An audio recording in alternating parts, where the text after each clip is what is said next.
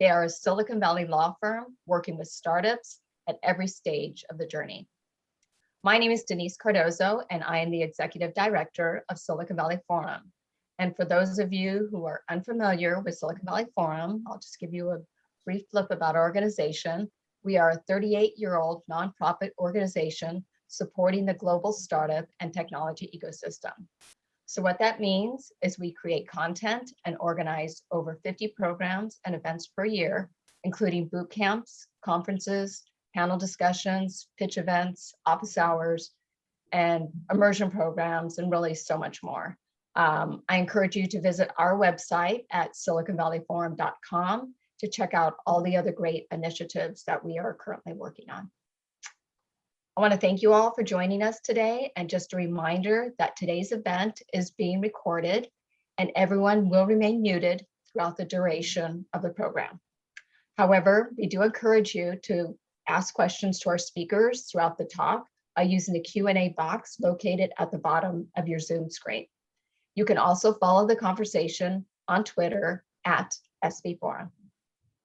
So without further ado, please welcome our guest speakers from Docusign. We have Robin Joy as Senior Vice President and General Manager of Segment Marketing and Digital Sales. And joining her is Kim Peretti, Group Vice President of Customer Success. So Robin and Kim, I'm going to let you take it from here. Thanks, Denise. Appreciate you having us here today. I'll just give a quick bio of myself, very high level, and then I'll turn it over to Kim. And we thought that it would be a little more interactive for the audience if we sort of asked each other questions. So that's the format that we're going to be using going forward. But just to start by introducing myself, as Denise mentioned, I'm Robin Joy, and I joined Docusign back in 2012. So while we weren't a complete startup at that time, it was still early days. We had about 150 employees, and we've since grown to 5,600 employees. The year before I joined, I think our annual revenue was about $30 million, and we're up to 1.5 billion from our last fiscal year. So it's been a really exciting journey, and certainly having a customer-centric mindset has been really critical to our success. And so look forward to sharing some of that with you. In terms of before Docusign, I worked at a variety of different companies from startup to Fortune 500, but one that particularly stands out with this topic in mind is Intuit. I was there for 5 years, and I think of Intuit as having a lot of best practices as it relates to customer centricity. So I'll make sure to share some examples from my Intuit days as well. Kim, I'll turn it over to you to introduce yourself. Yeah, thanks. Hi, I'm Kim Peretti, and I am Group Vice President of Customer Success. And really, every day we wake up and our focus is on post-sale and making sure the customer experience and the customer outcome is really realized. And we're in a fortunate, I think, position in Docusign where working with Robin, with our digital customers, all the way through the largest enterprise customers, making sure that every customer has a positive experience and derives value from the platform. So that's what we do.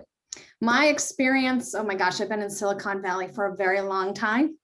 I got the opportunity to work with some of the best and brightest companies, obviously Docusign, which is amazing, but also companies like PeopleSoft. And, through the years have learned just, what does make the best customer-centric, customer-focused organization, learning from some of the best and brightest.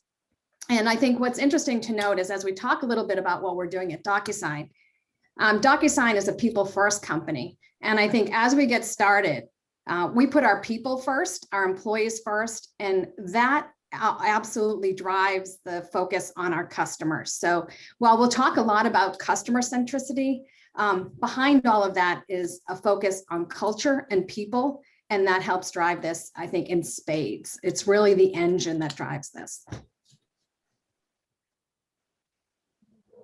That's a great addition, because of course customers are people, and sometimes we can think of them as a little bit less human than that. But at the heart of it all, Kim, you're absolutely right that just getting focused on the human is very important. Right. So, Robin, let me start with the first question. You've been at Docusign, I think now it's almost nine years. And can you tell us a little bit about, how customer centricity has really influenced and been infused in the work that you do over the time you've been at Docusign? I might start actually with a story of our founding, which, sorry, my dog is wanting to participate in this conversation a bit, but in any event, I think there's some really great customer centricity to our early days, and our founder, Tom Gonzer. He actually started Docusign by thinking of there's got to be a better way. And he was watching his wife with some real estate transactions, and she found that she really was just super frustrated with the agreement process. And part of how e-signature and Docusign got evolved was because of that. I think it's really goes back to the heart of this idea of customer centricity, of looking, and Kim, your earlier comment about the human nature is you really have to look at the individual and the problem, the pain point that customer is having, and then try to think of innovative solutions, which is absolutely how Docusign got started. I'm going to turn it over to a question for you, Kim. How does the customer journey come into play when you think about being customer centric? I think we look outward first, always, at what is the experience going to be like for our customer at each phase, and ultimately what would be the ideal experience that a customer would have at each phase, beginning with the end in mind, which is at the end of this, the customers purchase the product to derive value for an outcome they're trying to achieve, whether it's a problem they're trying to solve, a new opportunity, whatever that particular outcome, use case and outcome is, and then backing into what would the experience be for that customer from the pre-sales process, which I know you're going to talk a little bit about pre-sales and sales process, right through to once they've purchased. And then once they're with us for a period of time, how do we continue to cultivate the relationship and ensure that experience is really a very positive one ongoing? And then through really renewal and outcome to continue that journey. So it's really about what's the experience going to be like? How do we ensure that we deliver capabilities, services, and communications that will support that? And then I think ultimately, and I'll talk more about this later, is monitoring and measuring that along the way to ensure that, in fact, we are doing those things. But it's really making sure that we define those experiences in the journey upfront with an end in mind approach. That's great, Kim. And as we think about a little bit earlier in the customer journey, just, it goes back when we think about the importance of customer centricity to really understanding, in that case, what we call the prospect. And so really understanding, what is their pain point? What problems are they trying to solve? And how does our solution help solve those problems? What are the benefits that we can provide them? What are some of the key things? So, for example, with Docusign e-signature, we know how important to our customers it is that it's easy to use and secure and legally valid, and making sure that we're thinking through how do we communicate that both in our marketing upfront so that they are intrigued and interested, but then also helping them answer their questions along their way and sort of understanding where they are in their journey. A lot of times they might be interested, but they want to understand, how does it work? And so we try to provide that with website content, but we also try to get them into the product itself. We really have focused on having a great free trial experience so that customers can try it out themselves, because that's what we learned, that they want to get started quickly. They want to see how it works. They want to make sure it makes sense to them. They're also very interested in understanding the experience that the recipient will have. So if you have a product that you're working on or a service that isn't just used by one person, but in our case, it's used to communicate and complete agreements with other parties. So making sure they sort of understand that whole experience as well. So those are some of the ways that we think about that customer-centric approach early on, is just by really understanding what are their pain points, what problems are they trying to solve, and how can we best meet their needs, both for the information they're looking for, but also, of course, ultimately trying to solve that problem. Yeah. Kim, just sort of building on the customer journey, how do you use that journey, that model, to help ensure our customers are successful?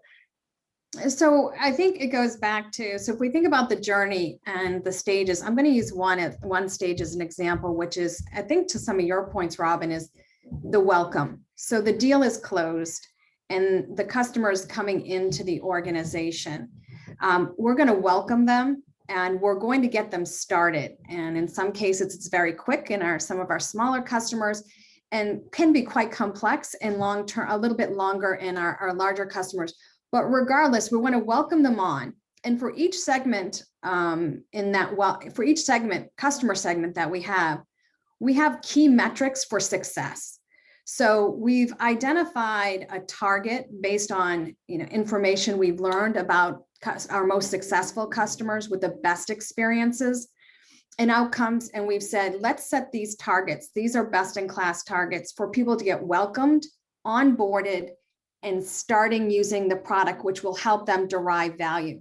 And we benchmark against those on a regular basis to make sure our customers are achieving those. And where they're not, we know that something in the experience may not have gone as planned and will remediate. So it's really important, I think, to use those stages to define success metrics for the customer, to define experience measures. So surveying how their experience is going, understanding what those are, remediating where necessary, and ensuring that you're keeping on top of the experience the customer's having. Ultimately, so as they get onboarded and work to move to the next stage, they're really starting to optimize the solution for whatever business problem or opportunity they're trying to solve. So that's how we keep ourselves grounded in terms of the customer outcome. Use the journey, define the success criteria and experience you want to have happen, and then ensure that you're monitoring, measuring that proactively and remediating as you go. That makes a lot of sense. Yes. So, that being said, we talk a lot about measuring, monitoring. We also spend, you and I, a lot of time understanding our customers. What role does research play in our customer-centric focus in terms of how are we using research? And I know you do a great deal of it, I think more than I do. Do you want to talk a little bit about that? Absolutely. And for those who are listening, who, you're at all different stages, and early on, you may not have the budget to do big research studies. And so one of the things I love about, as you think about customer research, is it really can mean a wide variety of things. The example I gave of how Docusign was founded was really about our founder taking a look at a process that his wife was going through. And his research was essentially a one-on-one, what we might call, with her. Obviously, you want to be careful when you're doing one-on-ones. You can get, you need to make sure there's a broader market opportunity than just with that one person. But I think it is so important to talk to customers. And so sometimes that is in the form of a one-on-one, sometimes that's an informal one-on-one, sometimes it's a very structured research process that you bring in an outside research firm to help with. Sometimes it means doing a larger quantitative study. So we do research, for example, to measure brand awareness and understand our customers and our competitors, but we also do it to understand things like our opportunities with our customers, that where we might be able to introduce a new offering or new features, and again, as I talked about earlier, when we think about messaging, understanding what are the key benefits that are important to address. And so that can oftentimes be done in the forms of quantitative research. There's also a lot of user experience research that's done. And again, that's done in a variety of different ways. Our product team does a lot of that user experience research themselves. We also sometimes use tools to put mock designs up in front of people that they can see. And of course, we also I think of A/B testing as another example of a form of research. So lots of different types of research at Docusign that we do, and a lot of them are still relevant for a startup as well, and don't have to require big budgets. The another technique that was used when I was at Intuit was a term that they called a follow me home, and it would be a little bit difficult to do these days when most of us aren't letting a lot of people into our homes. But at that time, we would actually go to somebody's home or office and observe them in their environment, which is a really powerful way so that you can actually watch how someone's working. And it allows you to be really clear that this is actually not just what they're telling you that they do, but that you're actually watching them in action and seeing sort of some of the opportunities as a result of that. So lots of ways to get creative to do research with prospects and customers. Kim, I'm going to ask you a question now. As you think about designing a positive customer experience, like what's sort of how do you use data and insights to measure whether customers are having a positive experience? Yeah, I think one of the first things we learned is to test and verify what the experience is like as we've been building out these various programs. So I think first and foremost, we build a framework of what is it, the what and the why. What do we want the customer experience to be and why? What is the outcome both for them and for us as a business that we're trying to achieve? Then what we do is we run that with what we call leading and lagging indicators of success. So what are some initial, because some of these programs can take a while in terms of understanding in bulk, with a number of customers, really what the conditions are. And so we have leading and lagging indicators. And so we'll run the program typically in a proof of concept to start. We'll establish some targets, and sometimes that's a hypothesis. And we'll keep those pretty straightforward. So one of the things that I would say is that you can get really down in the weeds with wanting to measure everything in terms of what was the experience like. We get really deliberate on some key focus areas. We pressure test that in the proof of concept. We then take a look at the data and start to look at what the data is telling us about that customer experience. And that can come in a multitude of ways. One is it can be, what was the initial engagement of our customers against perhaps a campaign we were running that provided them with information about resources available to them, as an example. Who did we have engage? From there, once they engaged, did they access the resources? And then what we might do is with that cohort, follow up and say, were those resources valuable, and get immediate customer impact.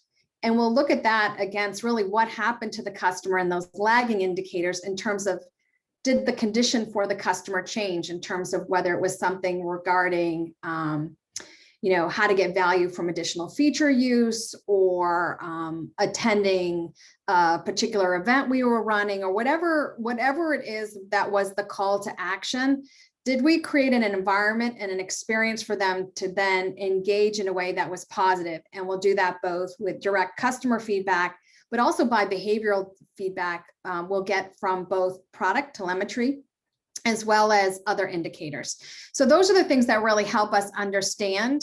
And then we do some outreach. We do direct outreach to our customers to hear firsthand, what are these experiences like for you? And we take those back and we fold those in less scientifically and more anecdotally, particularly in the POC, in the proof of concept. Hey, Kim, I'm realizing there's a question here from Irene in the audience, and I'm just going to read it out loud. I'm not sure whether it should, you or I can take it, but as you're talking about research and data, what measurements are you regularly tracking based on the data you have? I'm particularly interested if you're tracking cost to retain customers across different use case segments. I think that's a question for you. Yeah, I wouldn't say that that's a key metric that I'm monitoring right now. What I am monitoring is, from a metrics perspective, is, did I create an environment where the customer is engaging? So if my cohort was 5,000 customers and I got 100 of them to engage, something that experience did not invite the customer in first and foremost. One of the, I think another metric is, okay, so once they were engaged, what was the behavior or the activity level? And then what was their experience with that particular experience or activity call to action? And then finally, we're measuring the correlation between what we do from an experience perspective, the resources we provide, the engagement we provide, and the overall simplicity, hopefully, of them working with us and it being a really direct and positive experience. What effect does that have as a subscription business on our renewal and upsell and cross-sell opportunities, which are some of those lagging indicators I was talking about? So we're really right now focused on what was the experience like, and did that experience really drive an outcome both for the customer and for Docusign? Thanks, Kim. And the on the product side, our team also focuses a lot on Net Promoter Score. And so thinking about, is this product something that you would recommend to a friend? Oftentimes that language is seen as language that is really helpful to understand, not just whether people were satisfied with this specific experience, but whether or not they were actually essentially promoters, or whether they were so thrilled by the experience or so wowed by it that they would recommend it to someone else, which is something, of course, we all aspire to have, and we're fortunate with our Docusign e-signature to have a really strong Net Promoter Score, and that does help a lot with the potential for virality in the business, which is great. Yeah. Anything else you'd add around customer sat or NPS? I know there's also customer sat that we use sometimes in our customer support teams too, in a little bit of a different way than NPS. Yeah, and I see the customer sat, Robin, to that point. Customer sat's almost a ladder. We have multiple customer satisfaction touch points, and then ultimately the net promoter, which really gives us an indication of how customers are feeling about working with Docusign. And I think we take all of that in and leverage that in totality. So I think we've got a good cross section with our ability to then, I think, instrument in different areas with the customer satisfaction surveys. And then I think in totality, or in a holistic way, use that net promoter to understand across Docusign how our customers are feeling about us and what their experience is like with us and with our product. And ultimately, that they're really getting the value and they're having the experience while doing that in a positive way. So, Robin, let me ask you, what tools are you using to develop customer insights? So we use a lot of tools. Sometimes, we joke about the number of different tools we use, but there are a lot of great tools out there, and they're not all that expensive. So we use, for example, for our quantitative research, we are oftentimes doing that with our partner Qualtrics. We also use SurveyMonkey. We do for our A/B testing, we use Optimizely. I'm a fan of usertesting.com, but when you want to do a sort of some user experience testing, it particularly works well for the SMB segment because they do have a lot of small businesses on their platform. And then we also, have some other research vendors that we partner with as well. And Kim, I'll ask the question back to you. Are there any that you call out that you would want to mention? I think we use the same as well. I think right now we're doing a lot of work, as you know, on voice of the customer, and Qualtrics is where we're leaning in there with our teams. So that's probably a primary, but yeah, all of the same, and a lot of that same A/B testing that we do with Optimizely as well. So. And I would just also add that there are actually really great ways to essentially get these customer insights using not necessarily research tools, but for example, if you have a product or a website that has a chat functionality, reading through those chats and understanding, even if you're not the one answering them, but if you have a chance to go through them, you can actually get some real good insight into what types of questions your prospects and customers have, and really use that to try to help solve those questions in ways that they don't have to be asked via chat, whether that means more improving the clarity of your marketing or improving your support content. Sometimes it means actually making some changes to the product itself.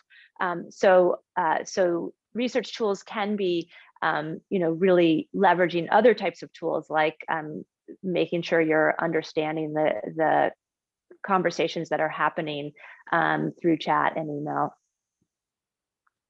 Yeah, agreed. I was going to say too, we learn a great deal in the success organization from what's coming through our support organization as well. So customers do call because they're trying to maybe solve an issue, a technology issue, but there is a wealth of information in your support team that goes well beyond just technical break fix. And I would say, it's something we leverage, and understanding the customer experience is really part of that. So it comes from multiple sources too, within your organization. So Robin, let me ask you another question, if I may. Where is an example? I know you have several, by the way, where you've leveraged a customer insight to drive a change or an innovation here at Docusign? So one that it goes back a few years, but we were finding that as we were monitoring sort of our trial experience and surveying our customers and understanding their adoption patterns, we found that there was a segment of our customers who were finding our trial hard to use. And it was an interesting thing, because once you've actually used our product, it's actually very easy to think of it as very easy, and you forget your first start, your first experience getting started. And so that's again where it can be really valuable to leverage this insight, because I know when we were first collecting this insight and went back to the product team to tell them that a segment of our prospects were finding the trial hard to use, they were kind of surprised by it, because they're like, "Oh, our trial is so easy." But fortunately, we sort of reviewed the data together and sort of aligned on the insight, and then really partnered with the design team and the product team on thinking through that first use experience, and sort of updating some of the flows and user experience. And it made a really meaningful difference, where we were able to drive up adoption of the trial, which for us means that they were able to successfully send out an agreement for signature, and also it drove an increase in conversion rates. So it was really helpful to have the data to back up the fact that we needed to do this work. And then it really we did some other research along the way through that insight to make sure we were improving the flow and the experience in a way that would be meaningful, and then of course use data at the end to measure the success of that initiative. So it was a really important one, knowing how important ease of use is to our customers, and really helped us as we were looking to bring more and more people to Docusign. Yeah, and I think that first impression, right, that first foray in is so critical to the long-term relationship. Kim, there's another question from the audience, which I will ask, and we can sort of answer together. But what are the basic stages for people considering starting a startup must go through that to have an MVP that customers will love? So that's a big question, but I love the idea.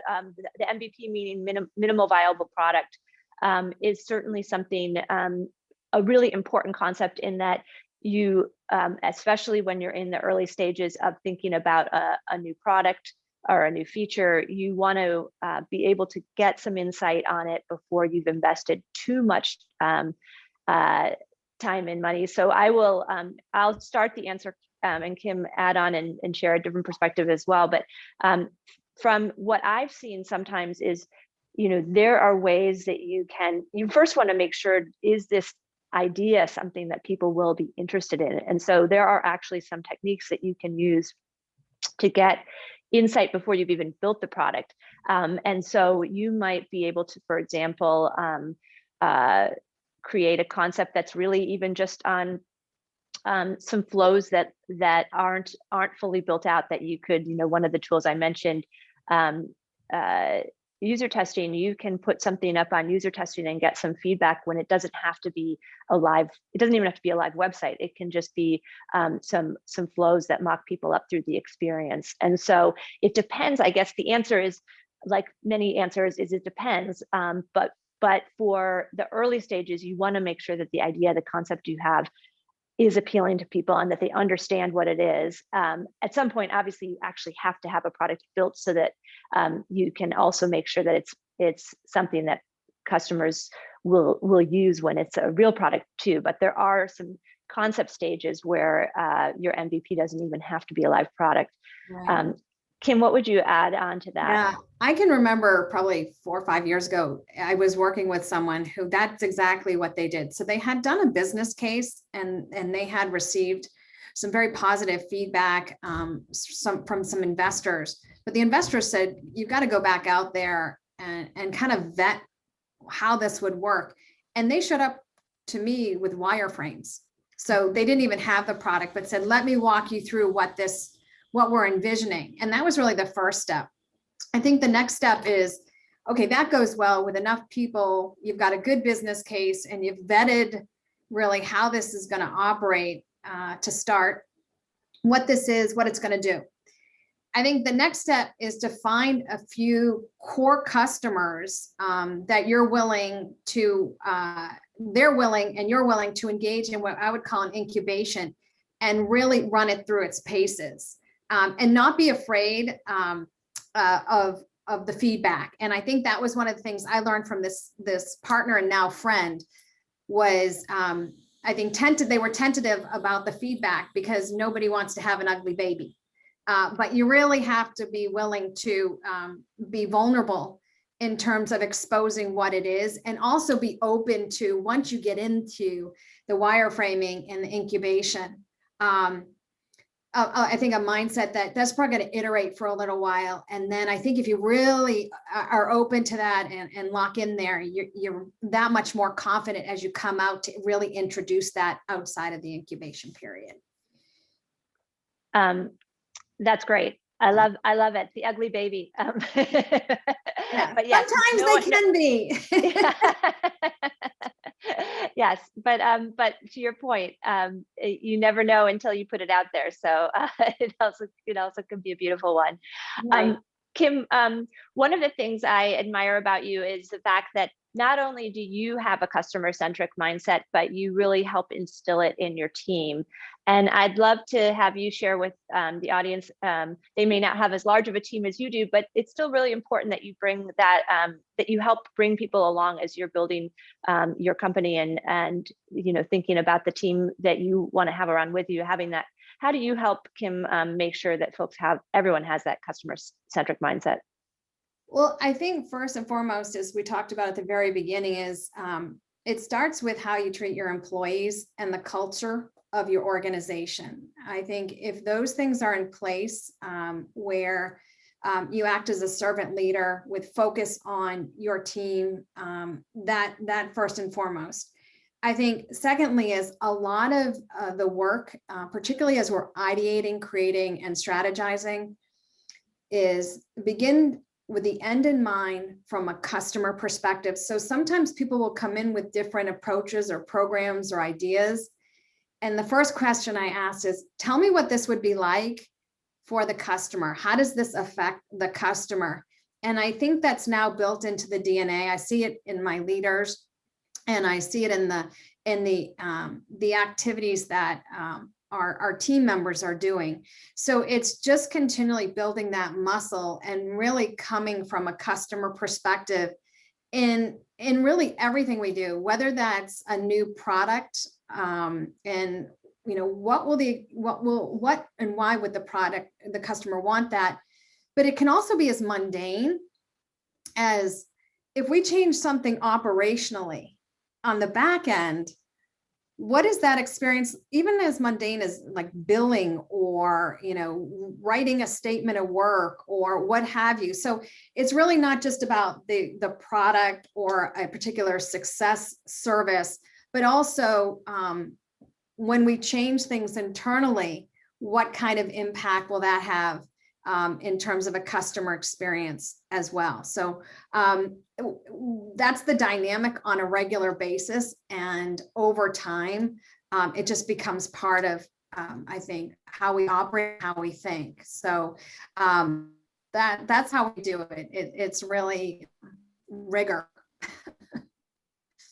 That makes sense. And the other thing I would add that, is to, as you're helping to get we're helping to get our teams into that customer-centric mindset, is to just make sure that we're really helping those who aren't frontline employees really get frontline exposure. And so in the early days, my team used to answer chats directly. And so again, that really forced them to understand what people's questions were and to develop customer empathy. The Follow Me Homes that I mentioned at Intuit also do that as well. People could sign up to be part of that research and attend and even be a note taker if they weren't the interview candidate. So there are definitely ways to help continue to infuse that mindset. And it looks like we have dropped Kim for a minute, but it looks like you're back. I don't know what happened there. All the wonders of technology. Sorry about that. No problem at all. I was just building on developing a customer mindset and helping remind people that talking to customers and developing empathy for them is so important. So again, it starts oftentimes with your actions. There, I remember, there are all kinds of examples of executive programs, but also startup programs where you're taking the support calls yourself. You're talking to people who are using the product and having, having questions so that you again develop that empathy directly. And I think to that point, Robin, is we've had people even within our legal and operations team come sit in our onboarding team for the day and take calls with our onboarding specialists. From a Docusign perspective, you see a lot of that engagement, wanting to, while to your point, they may not work with customers every day. They are embedding in our success teams, as an example, to understand the customer condition much more thoroughly. Kim, I have another question for you that's from me, but then I'm also going to take a look because there are a few questions in the Q&A as well. But my last question for you is, you talked about upfront when you introduced yourself that we at Docusign really have this benefit that we serve such a broad spectrum of customers for our e-signature product, from sole proprietors all the way up to global enterprises. And with such a diverse range of customers, who and quite frankly, to that question that came up earlier from one of the audience members, not all of them are paying the same amount. Some of them aren't paying that much. How do you bring a customer-centric approach to all of our customers, but also sort of be mindful of the fact that what we might be able to afford to give, or what even might what the customer might want at a sole proprietor level might be very different than what a global enterprise needs. Right. And I think that goes back, some of that is due diligence and research on, understanding we have multiple customer segments, and then also laying over that the need to scale, because obviously there are considerations in terms of how much you can give to every one of these customers, and then building out programmatically what we call at-scale programs that really allow us to really engage. Whether you are a sole proprietor, there are resources and things available to you, or you're a Fortune 100 looking to do something much more extensive and involved. So there is a lot of time up front doing some of the things we talked about. and then mapping programs, capabilities, and resources that makes sense for the type of organization we have and the types and variety of customers, so that ultimately every customer has something available to them to create a positive experience and for them to derive the value from the product. But it is a segmentation exercise. It's leveraging data to create meaningful experiences. So at scale, one might think, okay, you send something out to tens of thousands of customers. We actually look at the customer, we're looking at industry, we're looking at, are they a customer who's been with us for a long time with maybe a higher maturity level or not? How many features are they using? And really trying to craft a meaningful experience based on a lot of different data points that really allow us to get to what the customer could find a value from us as they're working and engaging with us. That's great. Okay, so there's a few different questions in the chat, so we'll try to get through a few of them before we have to wrap up. I can take the first one, which is, what are the best tools for developing prototypes for a product? And when I say I can take it, I'm not the expert on it. So if Kim, you have any more expertise, let me know. But one tool that I have used, or my team has used, is called Envision with an I. It's a great tool for when you have wireframes and want to sort of put them together as if it were a live flow. And then you can so it's helpful particularly for, I'd say, user experience flows and marketing website or marketing purchase flows, those kinds of things. It's a great tool for that. I'm sure there are many other prototyping tools out there that I may not be as familiar with, but Kim, others that you would mention? That is not my area of expertise, Robin. I think you have the better answer of the two of us. Okay, so next one is, for a startup with an extremely lean team, what should the founders focus on to get their first clients on board, assuming that the initial customer research has been conducted? Getting those customers to value and them becoming raving fans. So I think, obviously you've got to find those first key customers. So, sales. And I remember being in an incubation workshop with a couple of venture capitalists. And there were two things that they said. One was, don't try to peanut butter all the positions, just try, first and foremost, positioning, value, sale, and then making those first few customers extraordinarily successful and raving fans. And from there, that really starts to get you on a trajectory, because you're going to use that you're going to leverage that then to expand. So those are the two areas: finding and acquiring the customer, and then making those customers really successful are the two most important. Yeah, absolutely. And I think that, oftentimes early days, you may not be even charging people if you're really just trying to get their feedback as well, or at least you're going on a model where they might, you want to set them up. Obviously, at some point you need to get paid, but and there is some benefit of them paying money because they have more skin in the game. So, but sort of thinking flexibly about the pricing model as well as you've identified those customers, as you're really just trying to make sure you have product market fit. One other thing is the network. So as you're in those early stages and you're either in incubation, which may be free, to your point, Robin, or right afterwards, maybe you're going to do something with pricing, but it's going to be flexible so you can acquire those customers, is do you have a network where you can work with someone in your network who would be willing to work with you in either the incubation or those early stages? And so that's a really important piece too, is where do you go and find the customers? And often these customers come through word of mouth and network. So I would say that's an important piece versus cold calling in to try and get somebody to try and work, to work with a new company and to try a new product. Having that seal of approval from somebody that somebody else knows is invaluable. Okay, another question. Can you share some of your experiences with carving customer relationships? I understand you've both worked in huge teams with lots of people doing this smaller work like cold calling and sales development. So I'm not sure if this question is talking about more like territory carving for sales teams, which is a little bit different than some of the other areas that we've been talking about, which is after you already have a customer.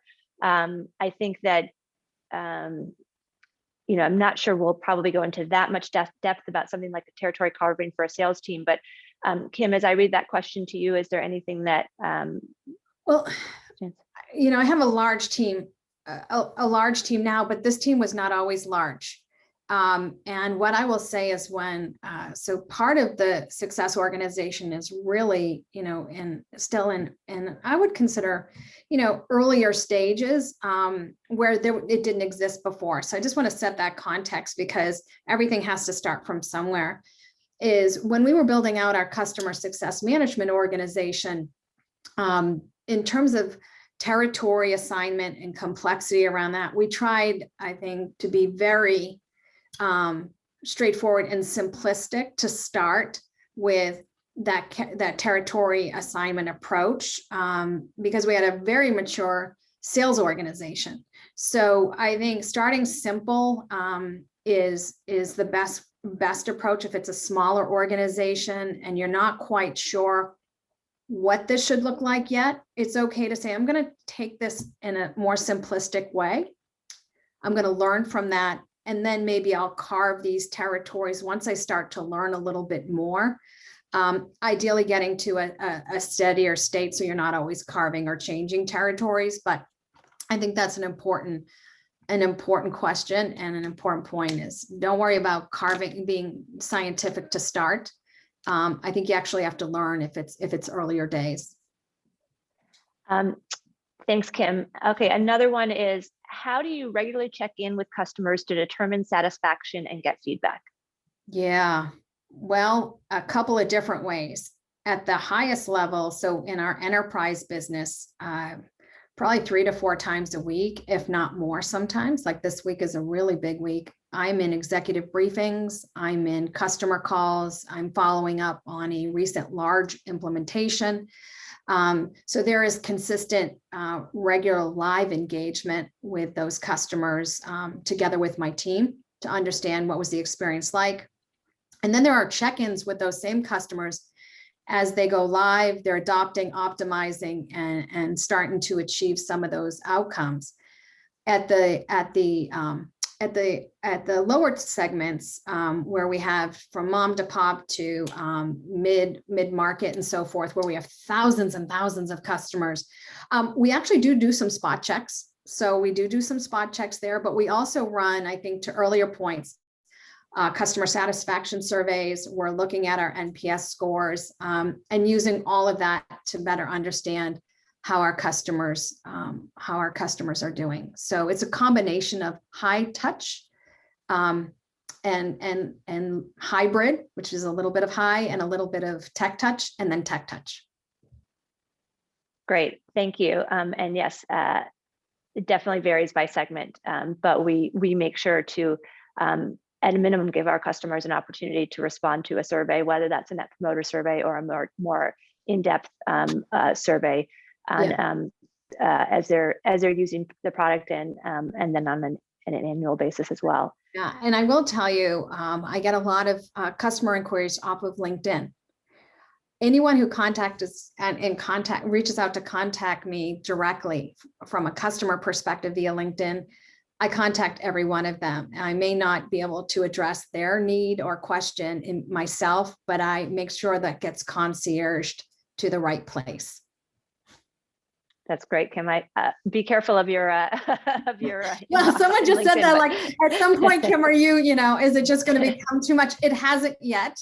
And it keeps it real. I think that's an important piece. I'm on the ground a lot, and it's my favorite part of the job, but it also keeps it very real. I think as we get further up in roles and as your organizations grow, it can be challenging, but I know best practices and talking to colleagues at other organizations as well as really at all, as a priority is it is for me to be in the field, for our team to be in the field, working and understanding the customer condition to ensure that that customer experience is outstanding. So you can feel yourself moving away from that. I would say, if nothing else from this conversation, is how do you continue to stay engaged and understand the customer condition, customer experience, regardless of how large you grow.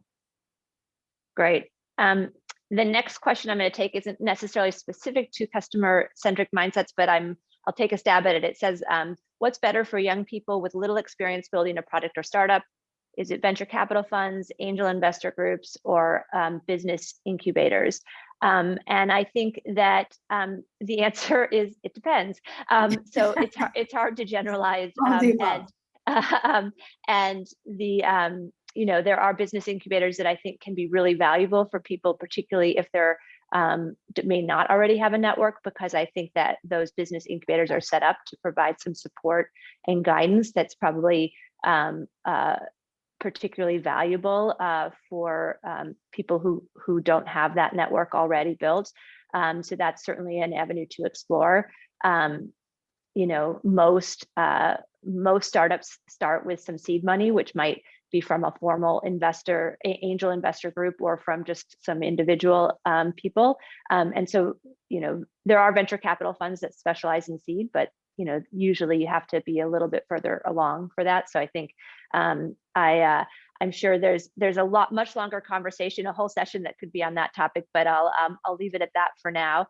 And then there's a question about this is a perfect one for us to close on. Could you summarize the most important steps or rules at the end? And so we'll take this as our last question. It's a tee up for summarizing. And I don't know that either one of us would call it rules, but certainly in terms of steps. Kim, do you want to take a start, and then I'll add on? Sure. I think there's a couple of things. I think first and foremost is you have a clear value proposition for your business, right? And that whatever it is you're putting forward, it's clear what it is and what opportunities or problems it will solve. And then it's really making sure that the experience for the customer, we're talking earlier about first impression, is in the sales cycle and pre-sales process, that is a really extraordinary experience. And then ultimately, especially for us, I know I'll speak on behalf of subscription businesses, it's really making sure you've built a framework that engages with the customer through their life cycle in a way that creates opportunities for them to continue to find value from the product you've sold them, and for all the reasons you've positioned the product upfront to do. So I can't emphasize that enough. I think what happens is we get really focused on selling, and you have to, particularly for those of you that are starting up, you have to get the sales in, and we're always focused on that. Once you get that up and running, I know for us, we're thinking about, we've got a large install base of customers that's critical to keep the experience and the value coming for those customers. So those are the two big things, is making sure customers continue to have a positive experience post-sale, and that they're achieving value from whatever it is you've sold them. I think we can sometimes lose our way and once we sell it.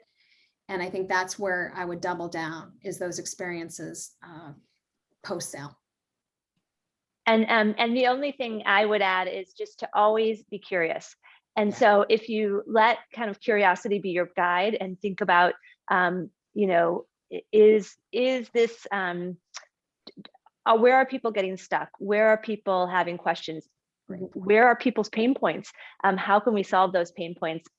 Constantly keeping those kind of questions top of mind, and then making sure that you're engaging in some ways with your target customers, even before you have customers. And with that, I see that Denise is back on the screen and joining us to wrap up. I know we're at time.